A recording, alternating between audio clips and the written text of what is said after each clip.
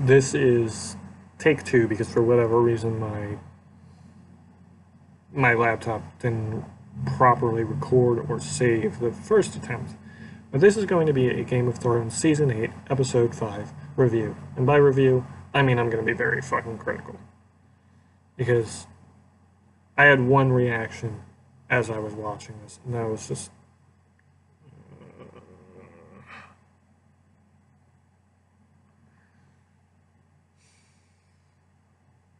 So let's get into what I liked, and we'll examine those things first. And then we'll move on to what I didn't like, and hopefully I can properly articulate those thoughts.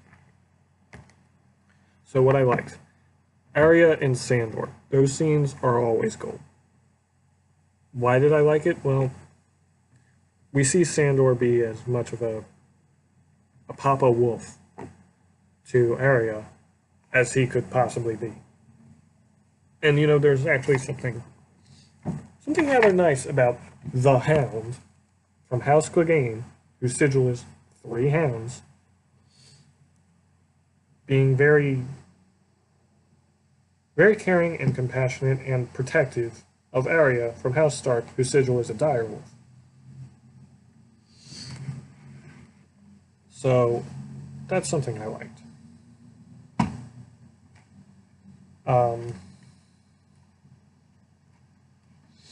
And he goes on to say, you know,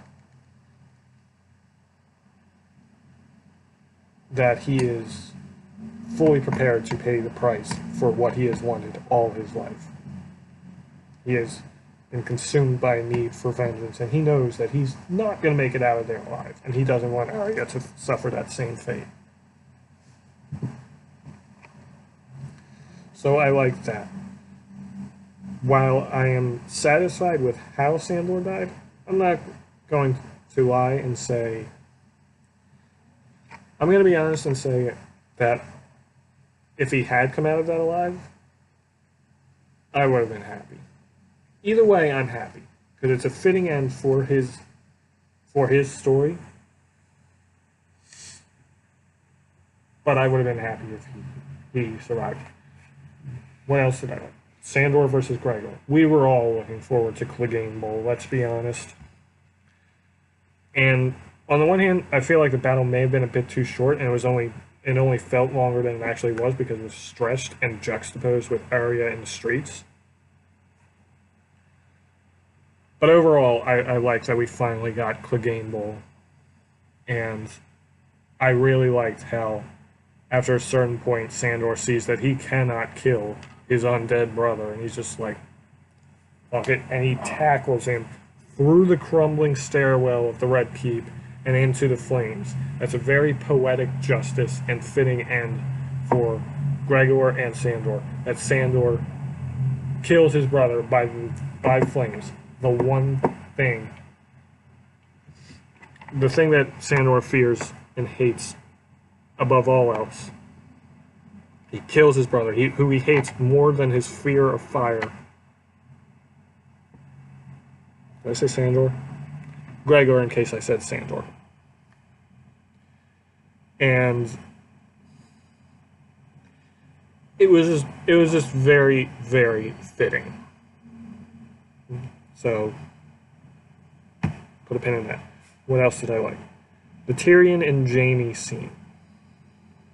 Tyrion and Jaime usually have some of the best scenes. Now, there were moments that I didn't like in there, but overall that was a good scene. What I didn't like was Jaime saying, I don't care about the innocent, or whatever to that effect, because that runs counter to Jaime's previous characterization, which is he killed the Mad King because the Mad King was planning to burn the entire city to the ground.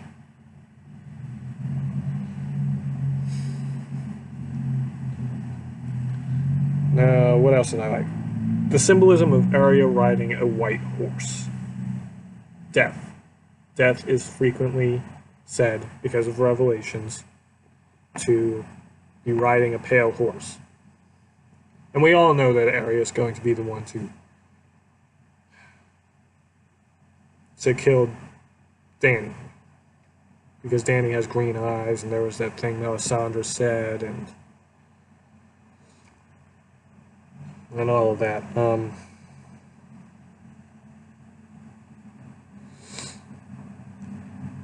But let's get into what I didn't like. While I expected Varys to die this season, because it was frequently brought up that he was going to die at some point, I just don't like how it happened.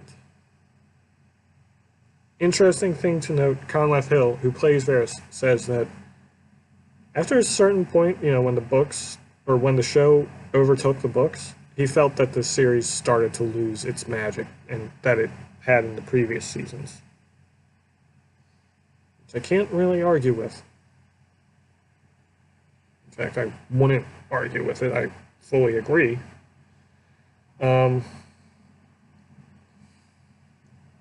What else didn't I like? I don't like how Dany is being written as a mad queen. This is something they have hastily tried to shoehorn in this season and arguably last season. Arguably. But I would say not even last season.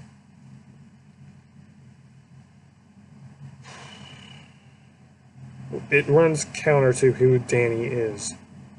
Now, in the books, there may be a few instances that sort of foreshadow her possibly struggling with the Targaryen madness or anything like that. And that's fine. We get insights into her state of mind through those elements. And George R. R. Martin has gone on to say that what he finds to be more compelling use of evil isn't outward evil like Sauron or a horde of mindless orcs, but rather the constant battle between good and evil within a person's soul. And that's what I feel he's conveying in the books. He may even make Dany go mad at the end. And if that happens, it may have been foreshadowed and built up enough. I'm rereading the books at the moment. It's been many years since I read them. I'm hoping to get through the first two at least during this summer.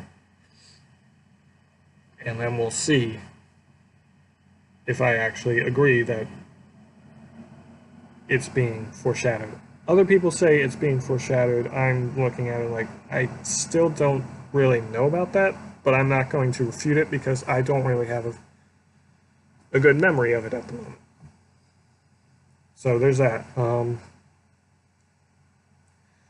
But one of the things that has been core to Dany is that she has always sought love and she has always sought approval and adoration.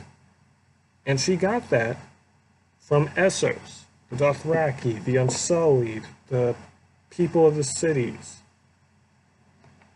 And her finding out that in Westeros the Targaryen name is not as loved or adored or respected as she, one, thought it would be, and two,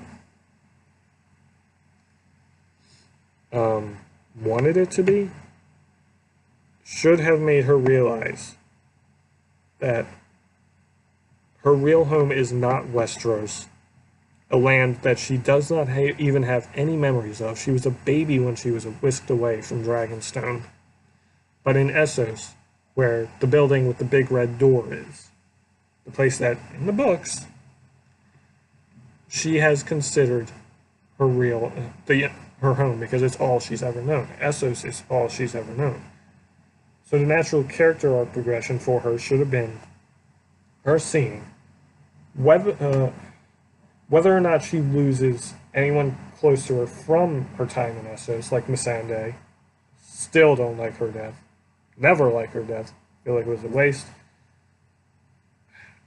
And also the loss of Jorah and other characters should have made her realize that Westeros is not the home she thought it would be. And she has been ignoring her home all this time. And that when all is said and done, when the Seven Kingdoms have their new ruler,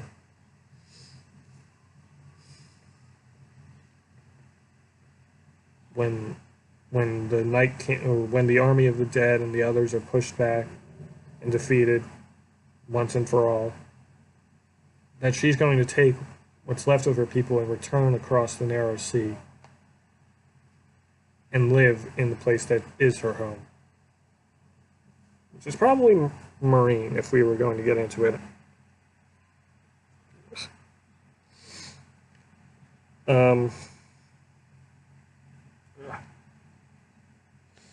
What else? So her burning the city to the ground. People would argue, well, she said in one of the previous seasons that she would burn a city to the ground. The difference between saying something and actually doing it. 3 cities. She has freed 3 cities in her time in Essos. How many of them did she burn to the ground?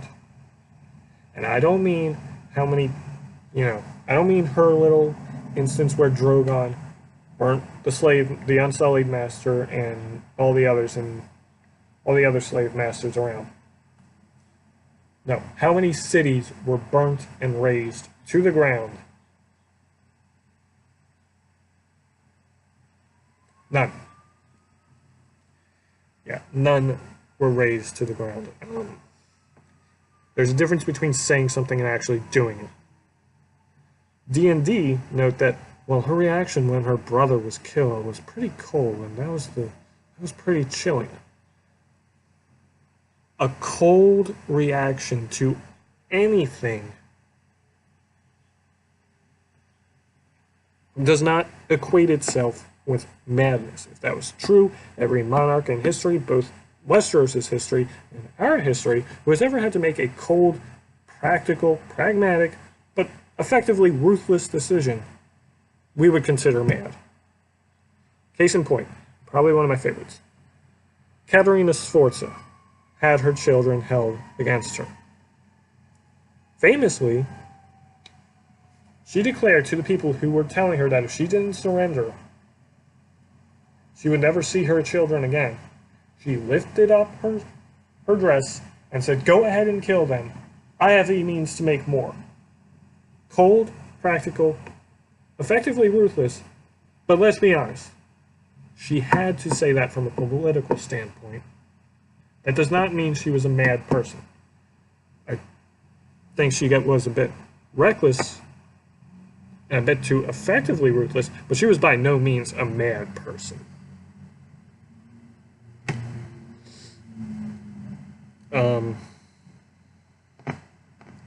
And her killing her being okay with Viserys' death as Drogo pours the golden crown atop his head, she did care about him. She did love him. And she gave him plenty of chances to change as she spoke up for him. He spurned them all. And he didn't care. He was an entitled brat who thought only of what he thought was his right. And he threatened her and her unborn child.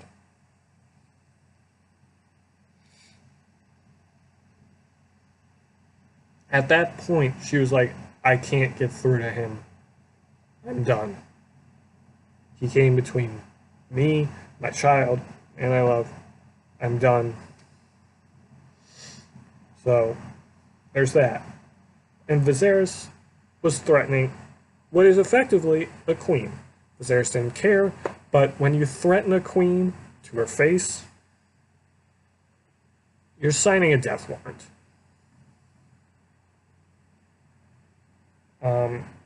I find Dany's progression to just be shoddily done, hastily written, and I feel like D&D didn't ever really understand her character. I feel that's true for a lot of characters. So, let's move on to Jaime Lannister. As I said earlier, his remark about not caring about the innocents is counter to his character. But also, and this is touching back into the last episode, he should have... Here's how I would have written his arc for this season. he realizes that as much as he wants to be a better person, his ties to Cersei are the one link that could possibly get in the way of him fully completing that that redemptive arc. And he realizes that in order for him to be the person he wants to be, that Brienne believes him to be, he needs to go and kill Cersei. And ideally, he would probably have wanted to save her from herself.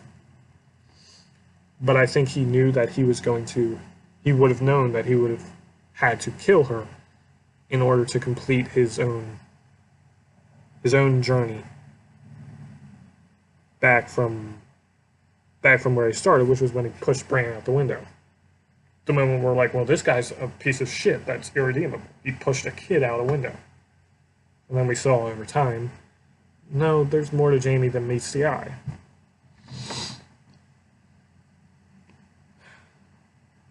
But when it comes to going to King's Landing, where there's going to be a war, he would find that he doesn't expect to make it out of there alive. And he looks at Brienne, this woman that he clearly loves, and if he was going to break her heart, it would have been to save her, not be like, Cersei's a hateful person, I'm a hateful person, like, I just gotta be with her. And deep down, rather than, and then writing it as, he actually earnestly believes that he has to be with her, instead of him just saying that, but deep down he's like, I really want to be with you, but I'm breaking your heart to save you, because if I die, I want you to move on and find a happy life. That is the Jaime Lannister I would have wanted to see. Somebody who cares deeply about this woman, and he's like, you have a duty here, I don't want you to follow me, I don't expect to make it out of this alive, I want you to have a life that's happy.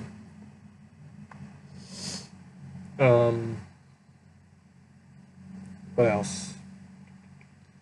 So that he would have arrived in King's Landing and eventually would have found Cersei. And depending on when that happens, he would have maybe attempted to talk her down, and Cersei, being Cersei, probably wouldn't have relented.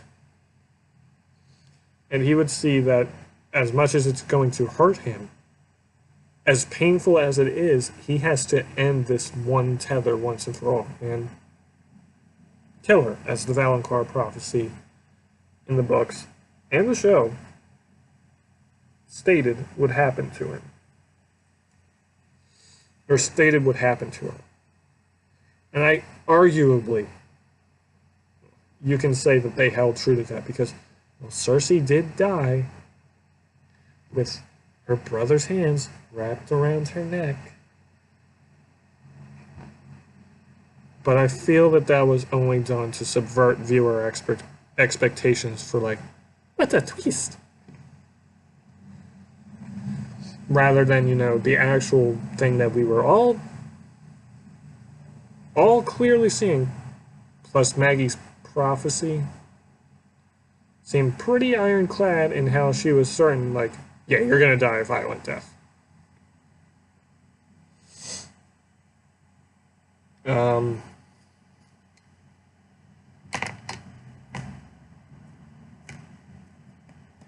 just the whole idea of, well, how did Cersei die? Not by Jaime's hands wrapped around her neck, but by a ceiling coming down on them. I just feel like that was a bit lazy. Let's go into Cersei, who has had very, very mixed writing. So she hires Bronn to kill Tyrion and to kill Jaime. Okay. Probably assumes that Bronn has been successful. Well, no, she did see Tyrion, so therefore she would probably assume Jaime was alive. And that Bronn had failed. But she sees Jaime, and she goes, "Oh, you're wounded!" And goes over to him and is acting all lovey-dovey to him. And in the context of that, I have very mixed emotions towards it. On the one hand, Cersei's never been like the quite the most consistent person. She kind of jumps back between a lot of emotional states. And when it comes to Jamie, in that moment, the red keeps crumbling all around her. She's scared for her life. She's afraid she's not going to make it. And in walks this one person who has always been there for her, always protected her. And she feels like now he'll protect her when she needs it the most, and she'll get out of there alive. So I can kind of understand it, but at the same time, it's also like, it's a bit, wishy-washy, kind of bounces back and forth too much.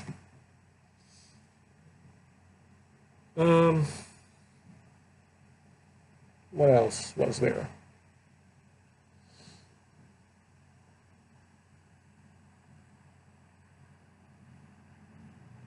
I did like how the sack of King's Landing was displayed to show what an actual sack of a city is like, which is a chaotic, morally bankrupt free-for-all. I don't like how they got to that point, but in terms of just showing the chaos on the streets, like let's ignore the dragon flying overhead and burning everything, even though that's a pretty big part of why the sack goes to, why the rules of war go out the window. But we just see like all the soldiers, killing anyone they can, attempting to rape any woman. While I don't like, showing necessarily rapey actions on screen or in writing, it's sadly a very big thing in war that when a city gets sacked and rules go out the window, soldiers are going to do shit like that. I'm not saying that means it's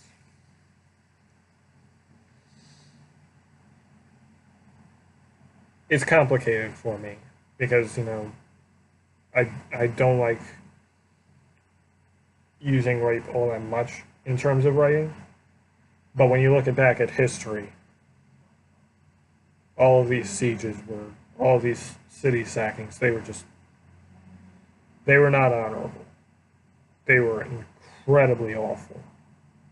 And what happened perfectly conveyed how awful it would be.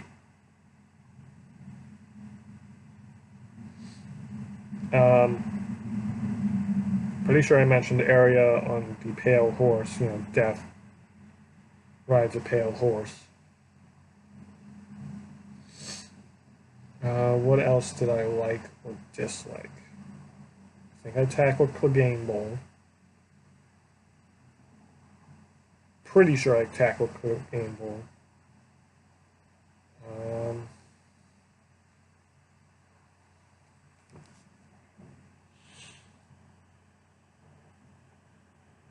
I like how Danny's written.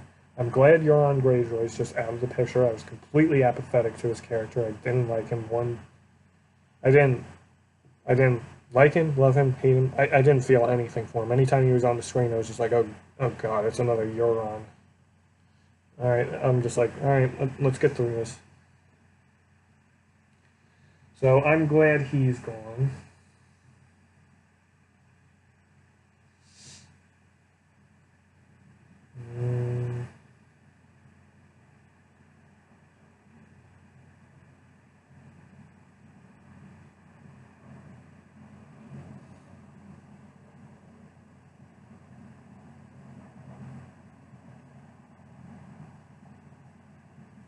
Honestly, I think that's pretty much everything that happened. I think that's pretty much everything that happened. If I missed a scene, feel free to comment, and I will tell you what I thought of it.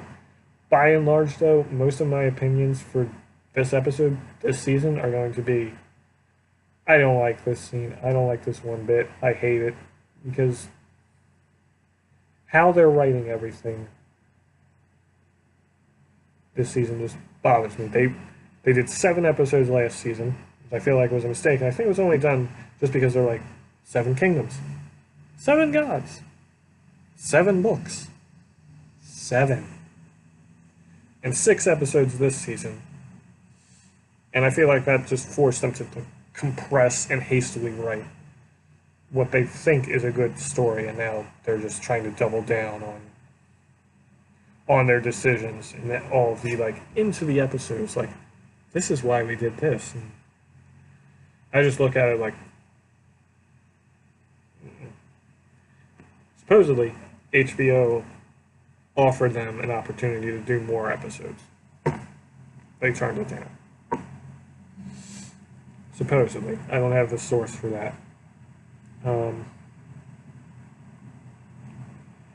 My next episode, or my next review, if it's not a review of the series finale, will probably be an analysis of the Battle of Winterfell, which, from a cinematography point of view, I liked.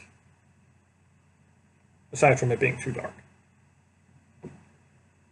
From an actual military analysis point of view, I find it to be one of the worst battles I've ever seen. Because it makes no sense.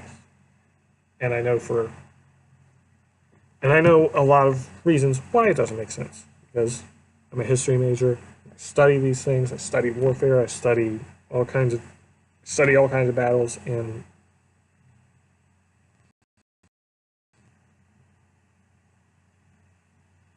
a properly strategic battle need not be mutually exclusive with having the stakes be high and having these people, losing to such a degree that they actually worry that they might lose entirely. You can have both. And also from a narrative perspective, I didn't like how the Battle of Winterfell was done in terms of just how soon everything ended. But that's probably its own separate video, or at least at the tail end of the Battle of Winterfell analysis. So I'm going to cut this off here. If you liked this video, then give me a like, give me a comment, give me a subscribe to me. You'll probably get more of these for any sort of TV shows that I see. There aren't that many fantasy TV shows or historical TV shows, sadly. At least currently. I think it would be a kind of a waste for me to go back and review earlier shows. Also, can also support my Patreon, because then you'll get more. I'll be able to do these things more often, and additionally, you'll also get to see me working on my fantasy novel, which I don't claim to be like as good as George R.R. Martin.